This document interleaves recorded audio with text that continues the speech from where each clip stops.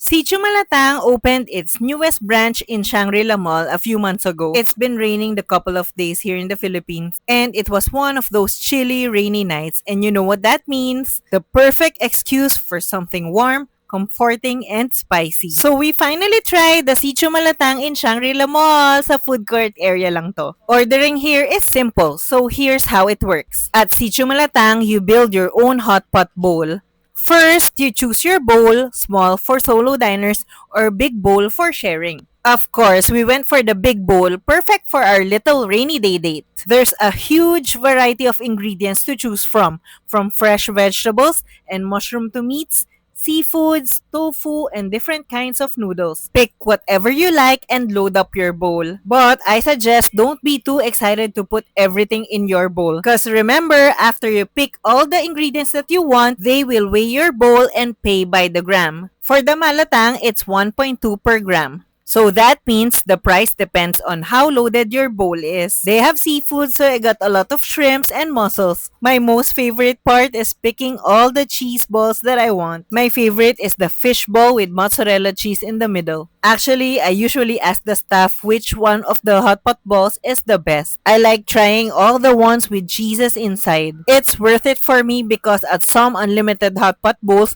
you pay the cheese ball separately. We paid around 858 for our big bowl with 2 cups of rice and dipping sauces included. Not bad at all for a dinner for two. And another favorite part of mine here is you can customize your own dipping sauce. My go-to mix, lots of cilantro, garlic, 2 tablespoons of soy sauce, black vinegar, sesame oil, and peanut butter. I also put a dash of chili oil if I want that spicy kick. Sarap, promise! Here at Sichu Malatang, you get to choose between malatang soup or dry noodles. We went for malatang soup with a spice level 1, just enough heat to warm you up, but not overpowering. Though for daddy, medyo maanghang pa rin. The soup is slightly thick, flavorful, and comforting. Every bite is packed with all the stuff you picked. It's so filling, satisfying, and exactly what we were craving on a rainy night. Trying out ito, Mala Spice Level 1.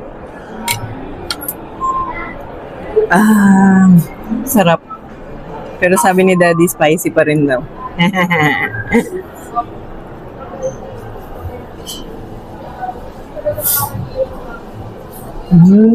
Sarap talaga ng soup. Akong ito yata yung tofu with cheese. Ang sarap yung dip na ginawa ko for you.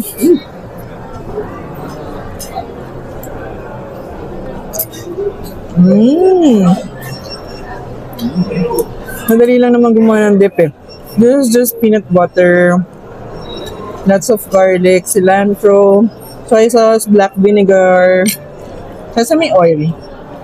Yun na. Perfect. Ang sarap nito, may cheese.